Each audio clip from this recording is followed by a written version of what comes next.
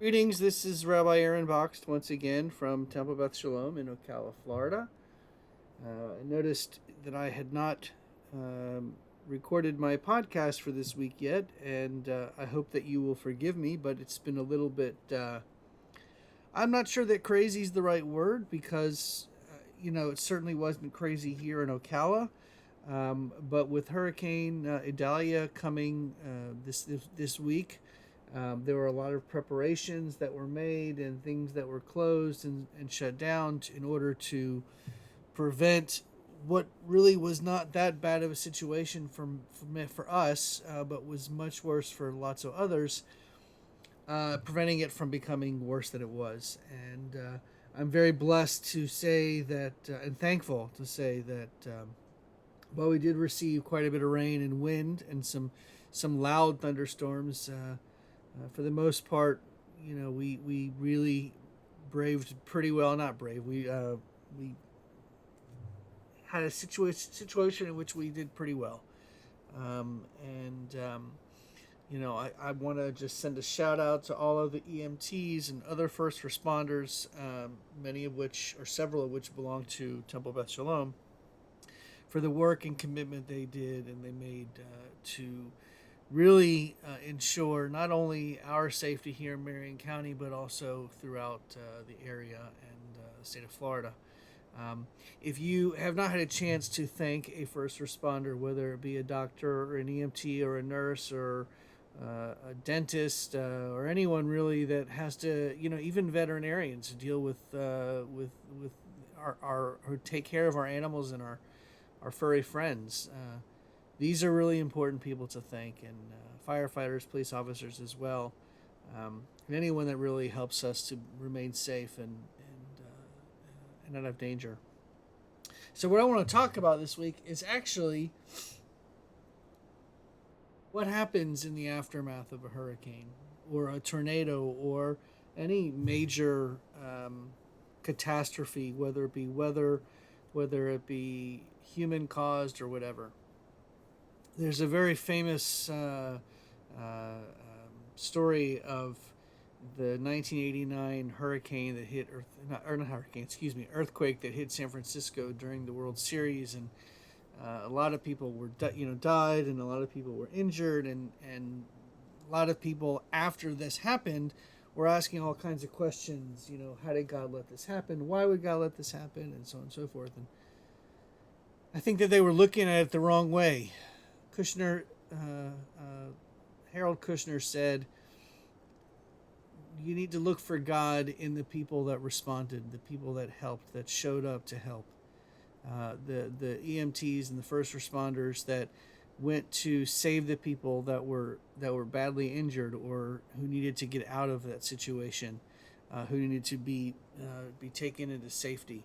That's where God is, and the same thing goes for a hurricane or tornado or any kind of catastrophe. I believe really God doesn't God plays as much of a role as we let God. I don't believe that God causes these things to happen. I think we are human beings and we make mistakes. We do all kinds of crazy things, and we that definitely affect our environment.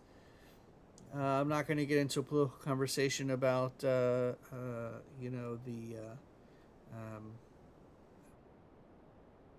anything that has to do with the dynamics regarding whether or not we are affecting it, or environmental influences from human influences and so on and so forth. I'm not going to start talking about that, but we do influence the environment. We do influence weather, and it's man-made.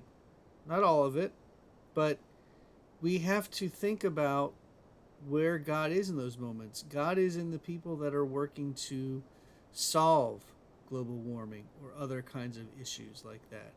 We have to look for God in the people that are going out of their way, breaking their backs to take care of those who aren't able to necessarily take care of themselves, those who have become victims of these catastrophes, who are sometimes lost in a world of hurt and frustration and anger because of what's going on.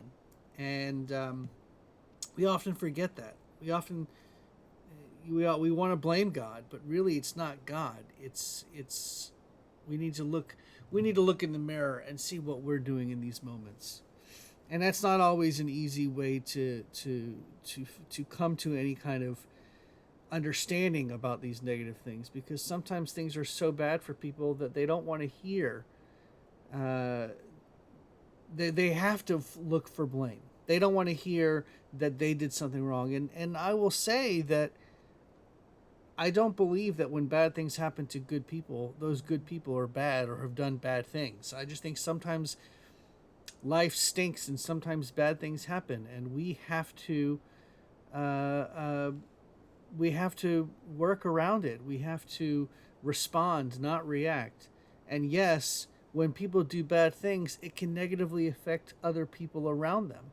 It can negatively affect their neighbors. It can negatively affect people in the town that they don't know. You may make a decision and wind up hurting somebody else that you don't even know because you didn't even know you were doing anything bad or anything wrong.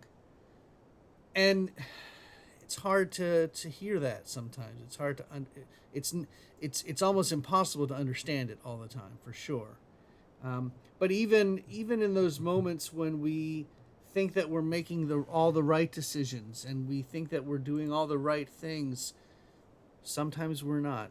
Sometimes we don't know. And when we make those errors or those errors in judgment, God didn't make us do that. God didn't make us make those errors in judgment. It happens. This is a terrible example, or maybe it's not, but I think of the movie Oppenheimer. Oppenheimer certainly did not intend all the negative things that happened out of what he chose to, all the decisions he chose to make that he did. And as a matter of fact, when it came down to it, he was almost blamed for all of the bad things that happened when really they weren't even his fault.